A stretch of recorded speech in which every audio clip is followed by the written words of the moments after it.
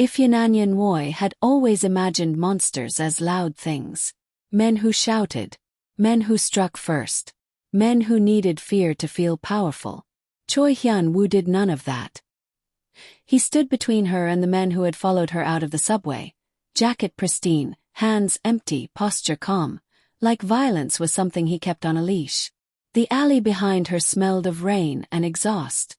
The city kept breathing like nothing was wrong. "You're a monster," Ifunanya said, because fear needed a name. Hyun-woo didn't flinch. He didn't argue. He didn't smile. He only looked past her, at the bodies already on the ground, still breathing, still alive, and said, "If I were, they wouldn't be." That was when she understood the worst part. He had stopped the violence. Not because he couldn't finish it, but because he chose not to. Minutes later, she was in the back of his car, doors locking with a sound that felt permanent. Not kidnapped. Not rescued. Claimed by circumstance. Seoul slid past the windows in a blur of neon and rain. "Let me go," she said. "You can't," Hyun-woo replied evenly. "Not tonight." She laughed, sharp and bitter. "So this is how it works. You save someone and decide you own them." His gaze met hers in the mirror. Dark, controlled, unreadable. "I don't own people," he said. "I protect assets. And right now you are one." That was the moment Ifunanya knew she was in real danger. Not because of the man beside her, but because of what or who had decided she was valuable. Hyun-woo didn't promise safety. He didn't offer comfort. He didn't pretend she had choices that didn't exist. Someone had marked her. Someone powerful enough that police would arrive too late, questions would disappear, and bodies would never be found. Hyun-woo was not the threat in that equation. He was the shield. And shields, she would learn, come with weight. With rules. With expectations. As the car turned toward the heart of the city, Ifunanya stared out at the lights and realized the truth she would fight for the rest of the story. The monster wasn't the man everyone feared. The monster was the world that made him necessary. Ifunanya never saw the knife until it was already too close. One moment, the hallway was loud with music and laughter spilling out from the club behind her. The next, everything narrowed to the man stepping out of the shadows, his shoulder blocking the exit. His eyes sharp with intent that made her stomach drop. "Easy," she said, lifting her hands slowly. Her pulse hammered, but she kept her voice steady. Fear, she'd learned, only fed men like this. He smiled anyway. The blade flashed under the dim light. Small, precise, meant to scare more than kill. "Wallet. Phone. And don't scream." She didn't scream. She took one step back instead, calculating space, distance, escape. There was none. The alley swallowed sound, the city suddenly far away. Then the man froze. Not hesitated, froze. His smile slid off his face like it had been peeled away. His eyes shifted past her, widening. Ifunanya felt it before she saw it. The change in the air. The weight of someone else stepping into the moment. A hand closed around the attacker's wrist. Certain. The knife clattered to the ground. "No," a voice said behind her. "Whoa. Controlled. You're done." The man tried to pull free. He didn't even get a chance. Choi Hyun-woo didn't raise his voice. He didn't strike in anger. He moved with unsettling precision, twisting the wrist just enough to drop the man to his knees. Pain showed on the attacker's face, sharp and immediate, but Hyun-woo stopped before it became something worse. "You picked the wrong night," he continued, as if discussing the weather. "And the wrong person." Security appeared as if summoned by his words alone. The man was dragged away, pleading, crying, promising. Hyun-woo didn't watch him go. He turned instead to Ifunanya. "Are you hurt?" The question caught her off guard. She blinked, nodded once, then shook her head. "No." His gaze swept over her anyway. Quick, assessing, impersonal. Checking for blood. Bruises. Damage. That, more than the violence, unsettled her. "You should be more careful where you walk," he said. Something sharp flared in her chest. "You don't get to tell me that." For a fraction of a second, his expression shifted.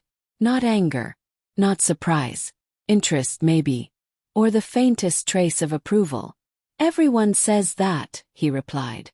Before they learn. She squared her shoulders. Learn what?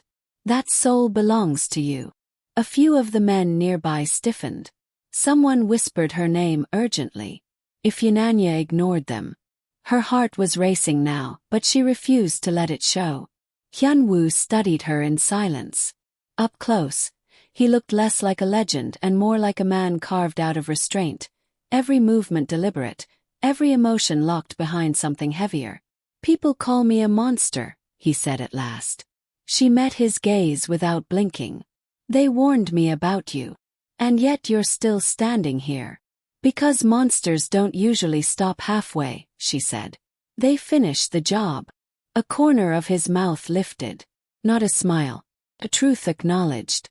That's where you're wrong, Hyunwoo said.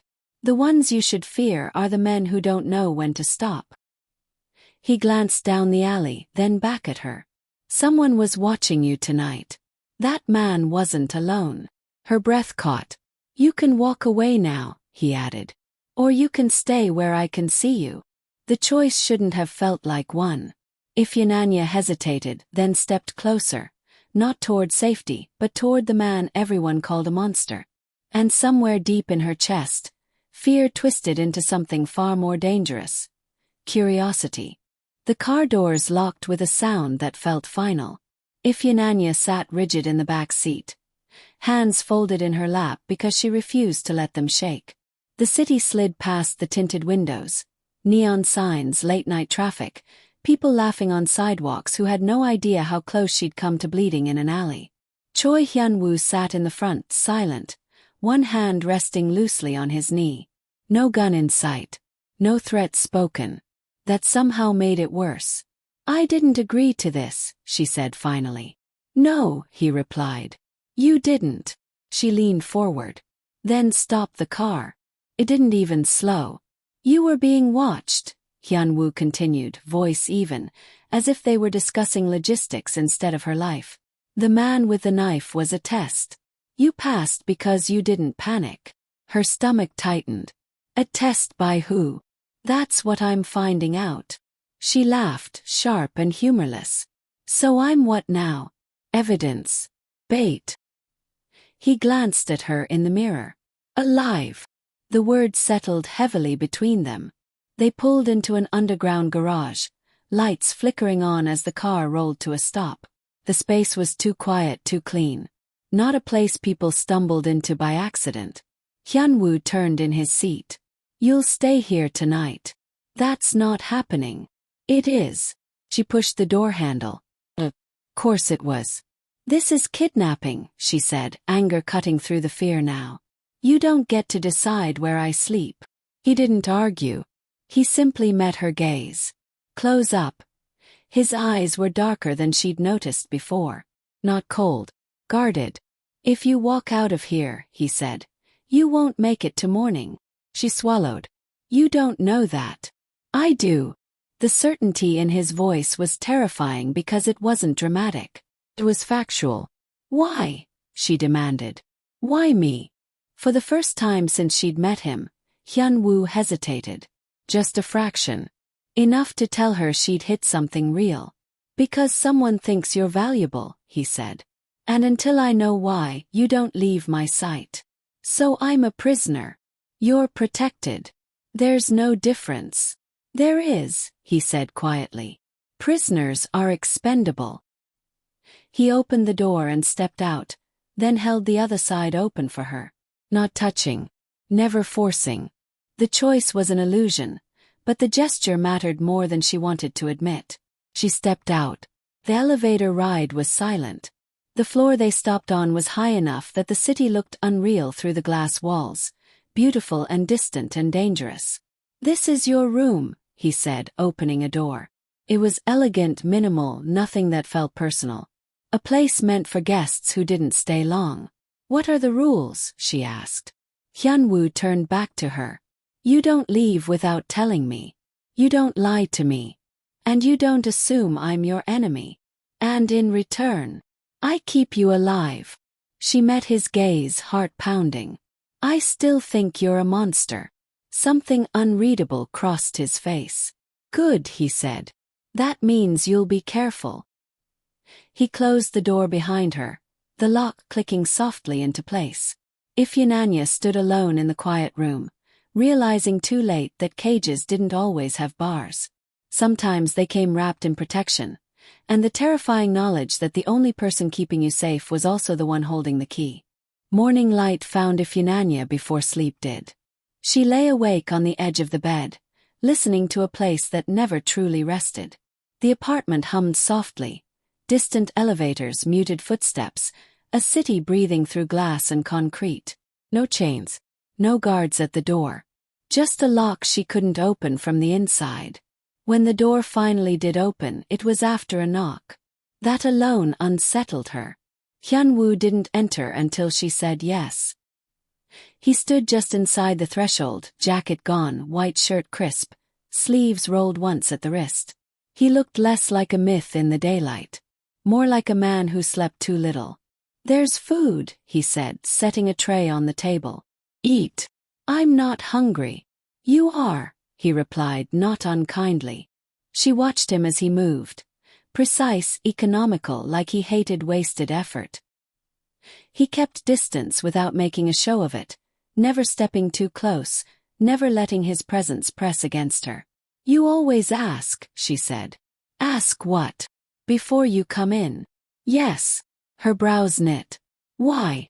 Because it matters. That answer lingered longer than it should have. Later, when the phone calls started, she learned what people meant when they said his name with fear. Voices lowered when he answered. Apologies came fast. Decisions were made in seconds. He listened more than he spoke, and when he did speak, no one interrupted. But she noticed what others didn't. He ended calls when voices rose too high. He refused meetings that ran too late. He shut down a man who joked crudely about her presence with a single look sharp enough to draw blood without spilling any. She's not part of this, Hyunwoo said calmly. Mind your words. The room went still. After they left, Ifunanya couldn't hold it in anymore. You let them think you're worse than you are. He paused, fingers resting on the back of a chair. It keeps people predictable. So it's an act. No, he said. It's a boundary. She crossed her arms. Funny. Most monsters don't have those. His gaze met hers, steady.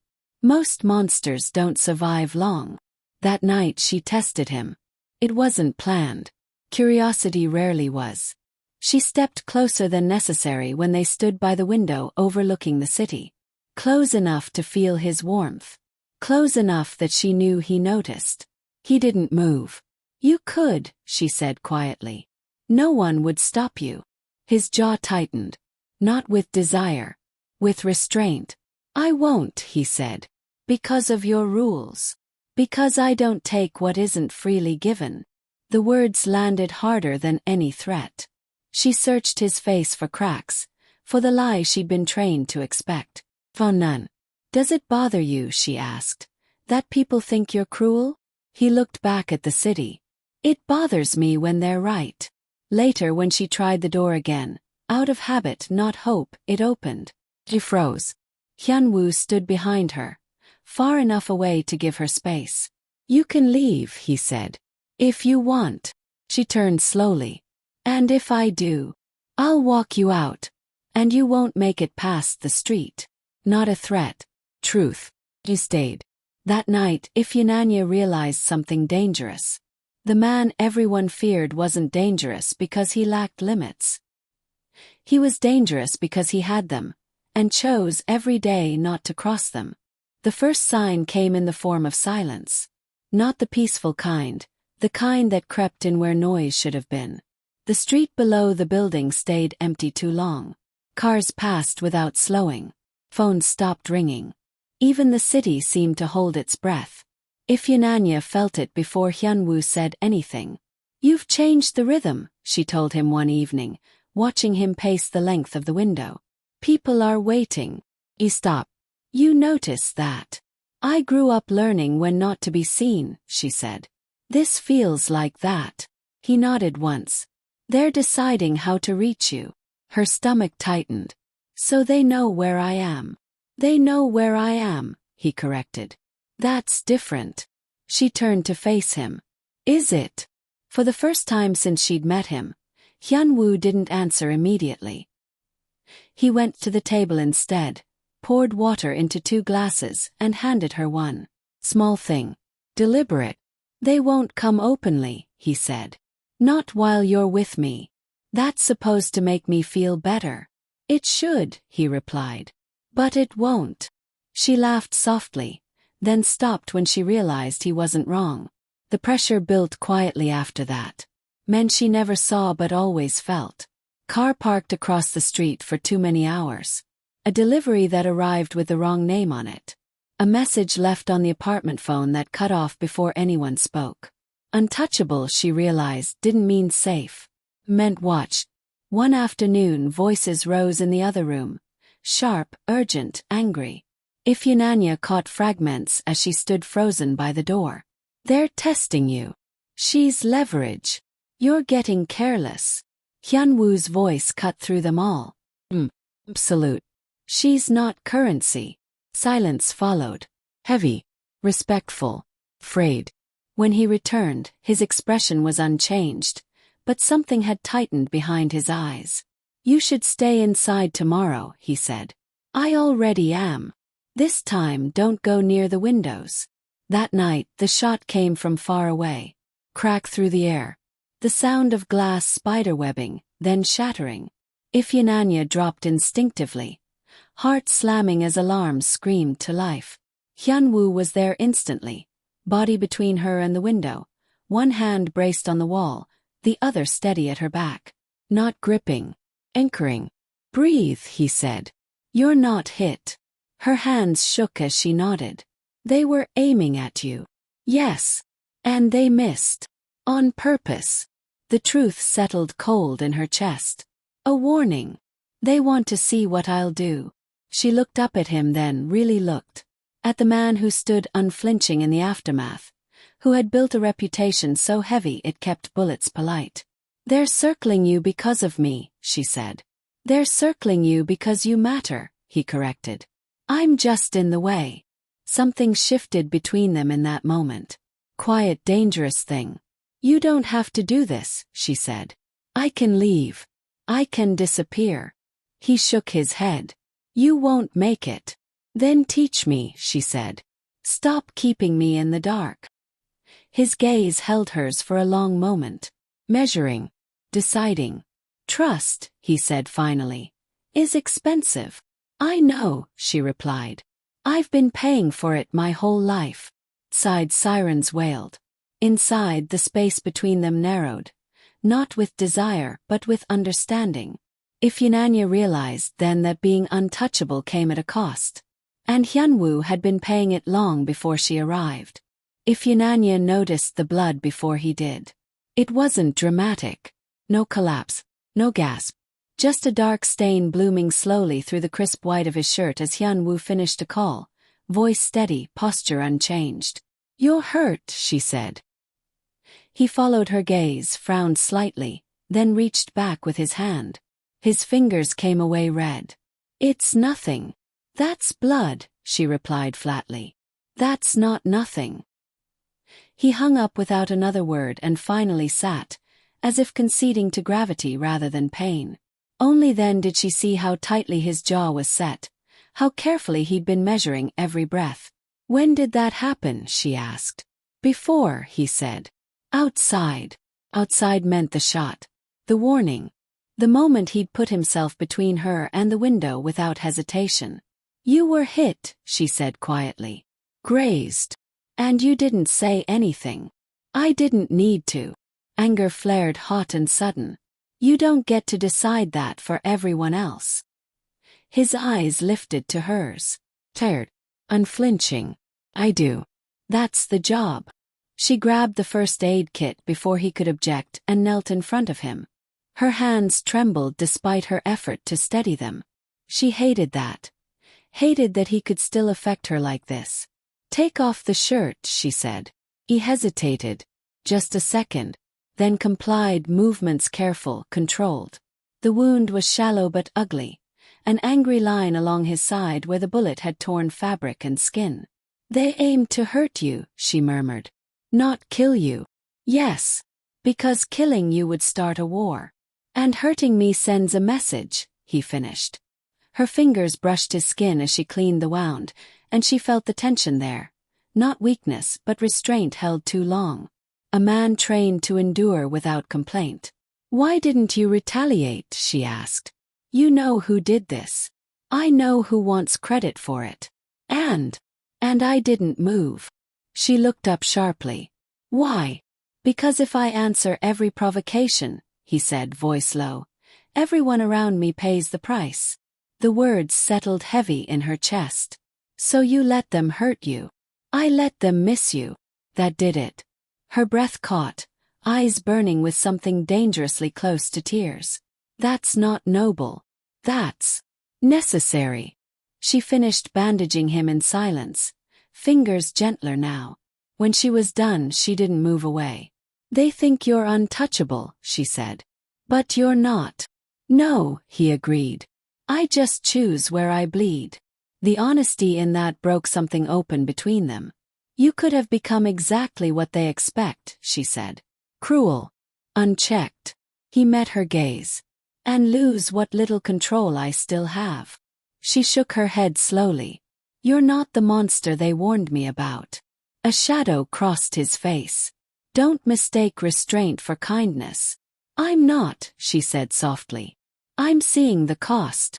For the first time he looked away. And in that quiet moment, Ifunanya understood the truth that frightened her most of all. Monsters didn't bleed for others. Men did. The summons came just after midnight. Hyunwoo read the message once, then again, jaw tightening not with anger but calculation. Ifunanya watched from the doorway, already feeling the shift, the air changing, the walls listening. They want a meeting, she said. Yes. That's not what that look means. He set the phone down. They want an answer. To what? He didn't reply immediately. He went to the window instead, city lights carving hard lines across his face. When he finally spoke, his voice was steady, but something beneath it had gone cold. To whether I still deserve what I have. Her chest tightened. Because of me. Because I didn't remove you from the equation, he corrected. Quickly. The meeting room was all dark wood and old money. Men who had known Hyunwoo since he was younger sat in a half-circle, faces familiar with bloodshed, patience worn thin. Ifunanya stayed back, unseen but not unheard, every word sinking into her bones. You've changed, one of them said. You hesitate. You protect, another added, not kindly. That's weakness. Hyunwoo stood alone. No weapons drawn. No raised voice. She's a liability, a third man said. End it. Tonight. Or step aside. Silence followed. Expectant. Ifunanya's heart hammered. This was it. The moment she'd been circling since the alley. Since the lock clicked shut behind her. She waited for him to deny it, to argue, to explain. He did none of those things. If I do this, Hyunwoo said calmly, you keep your hands clean. A murmur rippled through the room. Interest sharpened. And my position, he continued. You keep it, the man replied. Your empire stays intact. Ifunanya felt something crack inside her. Not fear, clarity. This was the price. She stepped forward before she could stop herself. Don't. Every head turned. Surprise flared, then annoyance. Hyunwoo didn't look at her. You shouldn't be here. I know, she said, voice steady despite the tremor in her hands. That's the point. She moved to stand beside him. Close enough to feel the tension radiating from him. Coiled and dangerous. They're asking you to prove something, she said to him, not them. To become what they already believe you are. His gaze flicked to hers. Warning. They're afraid, she continued. Not of me. Of you choosing something else. The room erupted. Voices raised, threats sharpened. Hyunwoo lifted a hand and the noise died instantly. "You want a sacrifice," he said. "Then hear me clearly." He turned, finally facing them all. "I won't trade restraint for obedience," he said. "And I won't spill innocent blood to ease your doubts." Beep. Then another. "If that costs me my throne," he finished, "so be it." Ifunanya's breath caught. The men stared at him, realizing too late what he was offering, and what he was willing to lose. Outside, thunder rolled low over the city.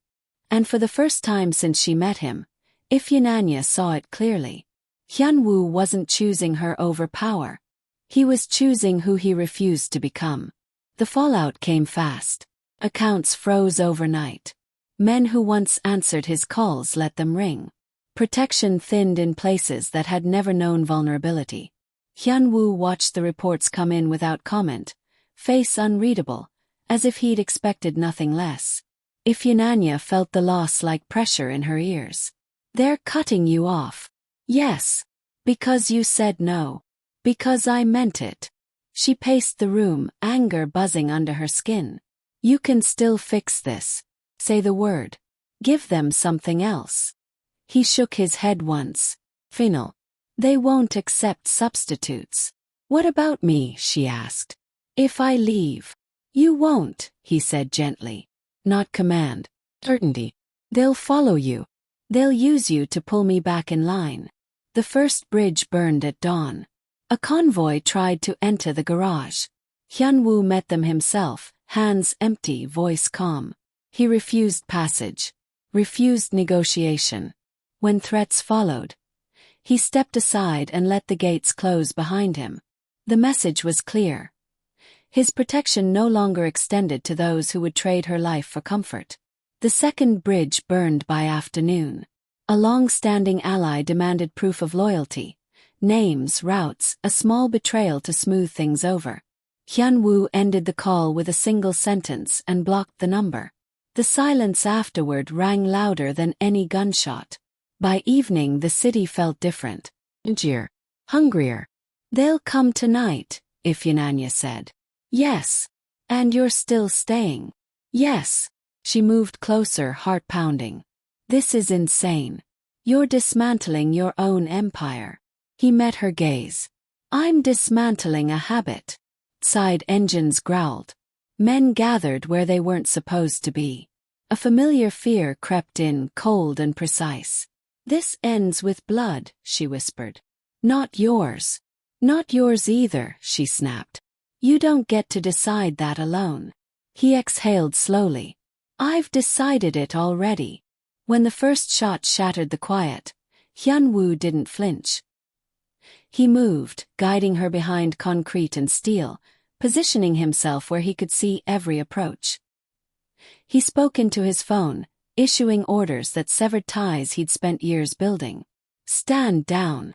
Pull back. No, I won't reconsider." Each word was a match struck.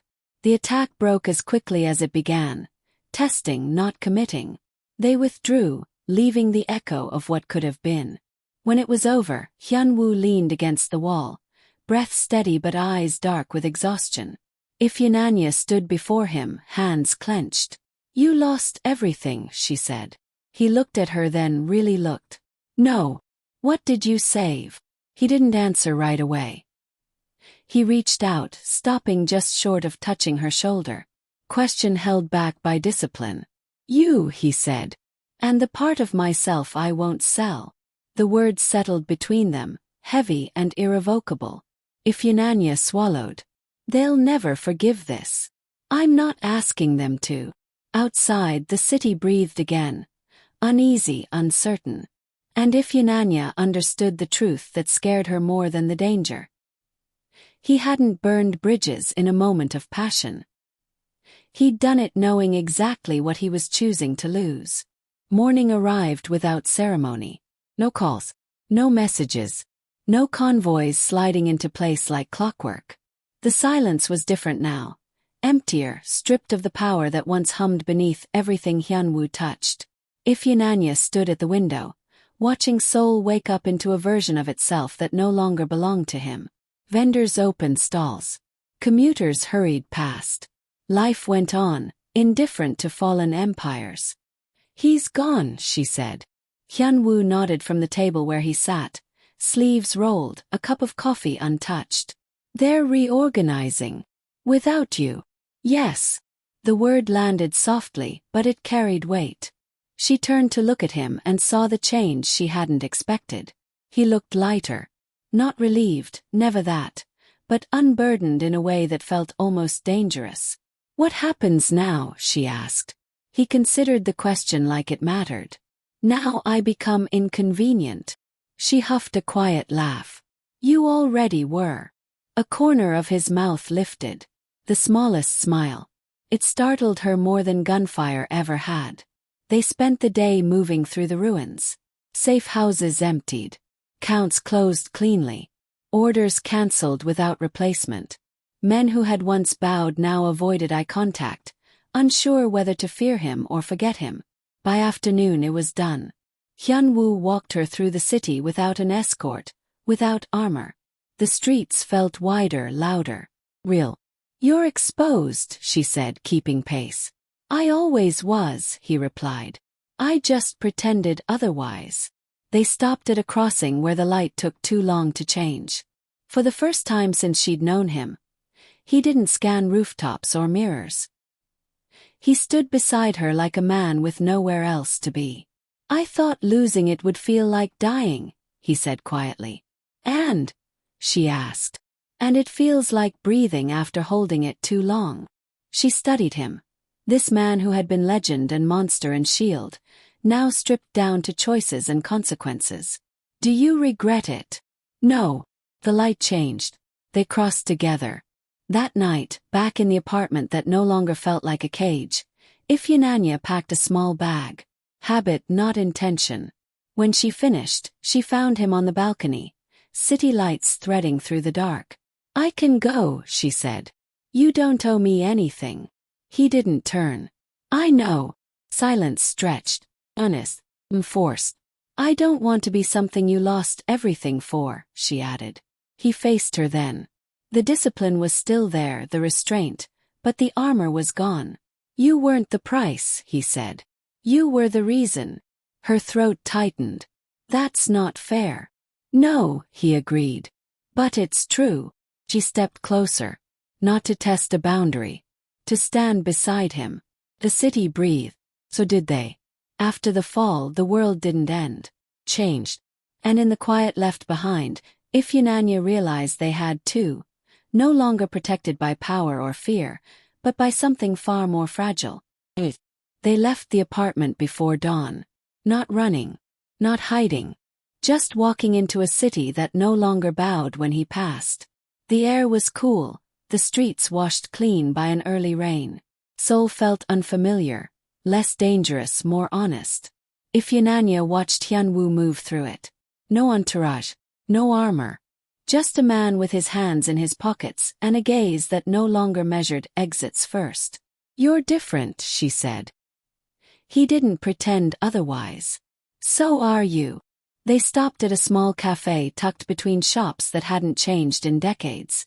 The owner barely glanced up when they entered. No recognition. No fear. Ifunanya felt something ease in her chest. They sat by the window. Steam curled from their cups. Ordinary sounds filled the space. Spoons clinking, a radio murmuring, life continuing. "I've been thinking," she said. "About the night we met." He nodded. "Me too. I called you a monster." "You weren't wrong," he said calmly. She shook her head. "I was." His brows drew together. "You saw what I was capable of." "I saw what you refused to do," she corrected. "There's a difference." He looked down at his hands, scarred and steady. "People like me don't get named kindly." "Names matter," she said. "They decide what we believe we're allowed to become." He met her gaze then, unguarded. "And what would you name me?" She didn't answer right away. She thought of restraint that cost blood. Of power laid down deliberately. Of choices made without witnesses. Hyun-woo, she said softly. Just Hyun-woo. Something in his expression broke. Not loudly, not completely. Enough. Later they walked again. No destination. No plan. The city offered them 1,000 small, unremarkable moments. A street musician missing a note, a child tugging at a parent's sleeve, sunlight breaking through clouds. This won't be easy, he said. There will be consequences. I know. You could still leave. I could, she agreed. Then, I won't. They stopped at a crosswalk. The light held red. Cars idled. Time waited. You're not what they warned me about, she said. And you're not what I expected, he replied. The light changed. They crossed together. By the river, they stood side by side, watching water carry the city's reflection downstream. Hyun-woo exhaled, slow and measured, as if learning a new way to exist. I don't know who I am without the legend, he admitted. She leaned her shoulder lightly against his. Not claiming. Choosing. Then we'll find out. He didn't pull away. He didn't reach for her either. He stood there, present, human. For the first time, Ifunanya understood the truth beneath every warning, every whispered name. The monster had been a story people told to survive their fear. The man beneath it had survived something far harder. And now, finally, she knew what to call him.